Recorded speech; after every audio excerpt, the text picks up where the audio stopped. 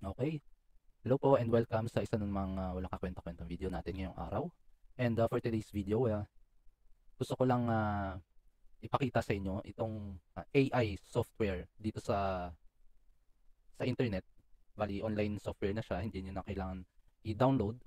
At gusto ko lang ipakita sa inyo kung paano ito gumagana, lalo na sa mga music lover. Lalo na sa mga sabihin natin gusto mag-cover. And ito, papakita ko sa inyo. Yung last time na video natin, pinakita ko sa inyo kung paano gumagana itong vocal remover and isolation. Okay? Pinakita ko sa inyo na isi-separate niya yung music and yung vocals para magkaroon kayo ng high quality backup music. Kung gusto niyo man mag karaoke, mag backup cover songs ng mga artista with a quality music na makakantahin niyo, di ba?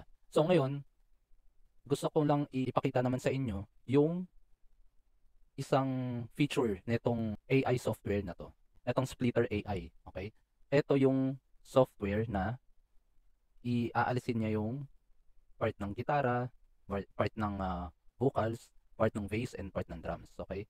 So nung last video natin ay ang ginawa ko is in-explain ko sa inyo kung paano mag-download ng isang quality audio from YouTube, tapos pupunta sa MP3 converter.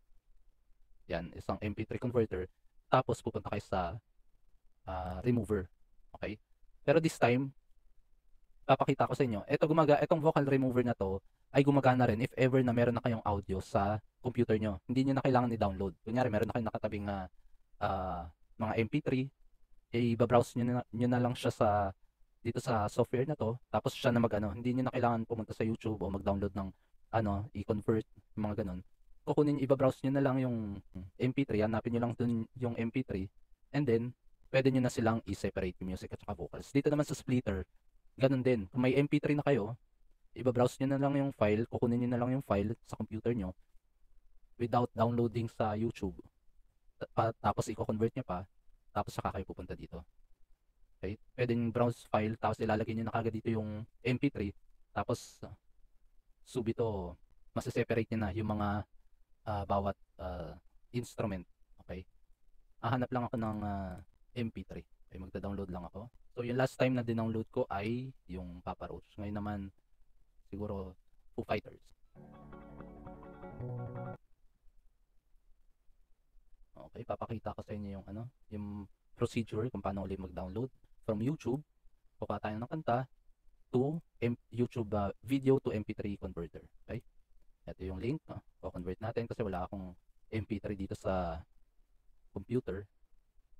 Da-download natin. So guys, katulad ng sinabi ko, kung may MP3 na kayo sa computer nyo, hindi nyo na kailangan gawin to. Yung pupunta pa kayo sa YouTube para kumuha ng kanta, tapos i-convert nyo ng MP3.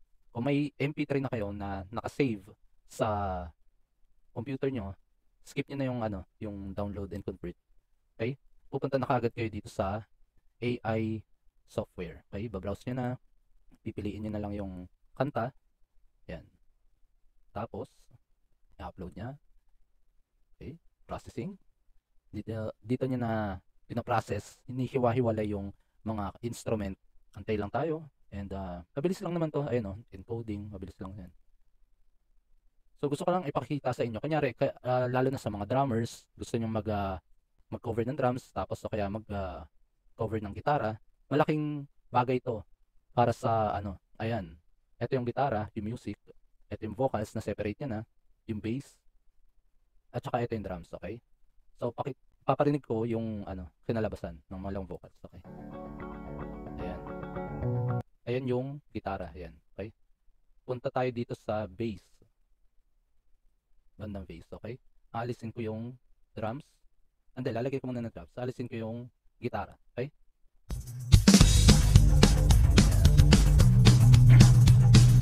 And alisin ko yung drums. Okay. So this time naman ipaparinig ko yung drums lang. Okay? Diba? Sobrang quality yung tunog, solid yung tunog, parang original yung tunog ng drums. Tapos lagyan natin ng konti vocals. Yan. Konti 100%. Tonight, 'Di ba? Parang ano, kakaiba yung tunog pero ano, sobrang nakaka-amaze yung ano, lagyan natin ng music, alisin muna natin si vocals para hindi tayo masyadong ma-copyright, okay? Eto. Lagyan natin ng bass. Kung gusto nyong kumanta, parang ano rin 'to, itong, yung vocal remover. Pero ito, pwedeng i-calibrate nyo muna, okay? Eto, may vocals dito. Tapos gusto niyo mag-backup vocals, kayo yung kakanta, pwede rin. Okay. Tapos kung gusto niyo namang cover ng isang drums, okay, alisin natin yung drums. Complete set siya. Meron siyang guitar, may vocals, may bass. Ang kulang na lang yung drums. Okay, pakinggan natin.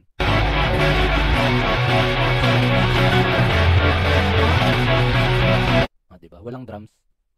Pero tapos yung mga drummer, sasabayan niyo na lang siya para makikijamming lang kayo, 'di ba?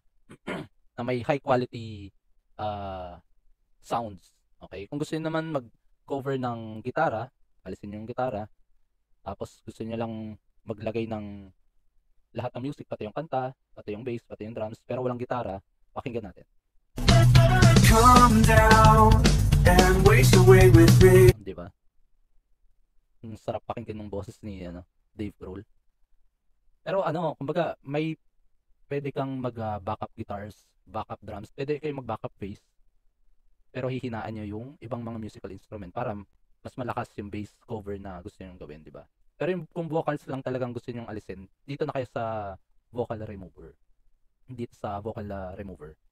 Okay? Pero kung gusto nyo alisin yung bawat instrumento, katulad nito yung gitara o yung bass o yung drums, para mag-cover ng isang kanta, I recommend this this one. Okay? Ito yung sigawan eh. Ito yung vocals na walang drums. If anything could ever be this good again. Walang gitara. Yan. Ang sarap pakinggan, Mamma Mia. Ayan. Tapos yan, pwedeng mix. Pwedeng i-download nyo lang yung music lang. Tapos kung gusto niyo i-save yung MP3, save tapos drums. Ito lang yung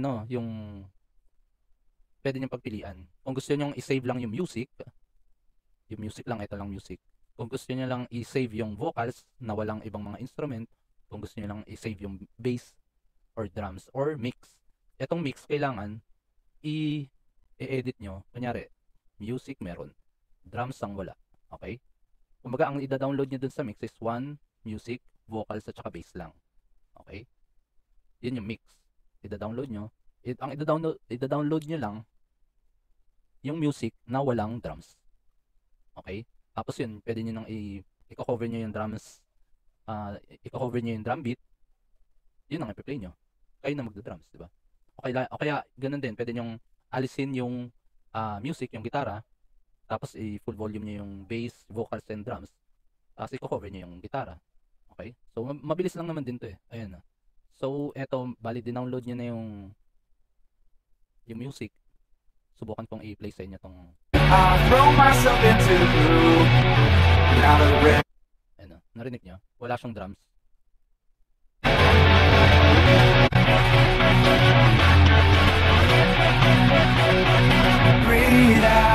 Diba? Wala siyang walang drums. Okay? So, yun lang. Kung gusto niyo mag-cover ng gitara, gagawin nyo, bababa nyo lang yung gitara. Pero, o kaya, bababaan nyo rin yung vocals para medyo may backup vocals. Okay? Subukan natin dito sa part na to.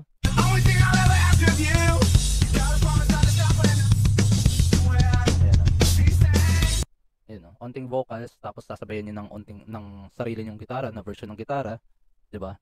Sobrang nakaka-enjoy paglaruan tong software na to. Tapos yan, may onting vocals, walang gitara, save, mix. I-download nyo na yung mix na kanta na inedit yun na. Okay? So, ganun lang, yun lang. Gusto ko lang pakita sa inyo yung itong AI software natin. Hindi nyo na kailangan siyang i-download. Okay? Ililink ko na lang sa baba yung software na to. Yung website nitong software para subukan yung paglaruan din. Okay? Tapos sa susunod na episode, papakita ko rin sa inyo yung iba pang gamit netong website na to. Okay? Meron din siyang, eto napakita ko na yan, remove tapos meron din siyang picture. Okay. Okay, delete na natin yan. Meron siyang audio, speed and pitch changer. Okay. Kung gusto nyo ibahin yung speed and pitch ng kanta, ito para malaman nyo yung BPM, beats per minute ng kanta, and song pay. Tapos kung gusto nyo i-edit yung isang kanta, and karaoke. Yan. Recording voice over song. Yun. Maraming function, maraming features itong website na to na magandang gamitin kung gusto nyo mag-cover ng kanta. Alam yun. So, yun lamang po. Sana may natutunan kayo sa walang kakwenta-kwentang video natin ngayong araw.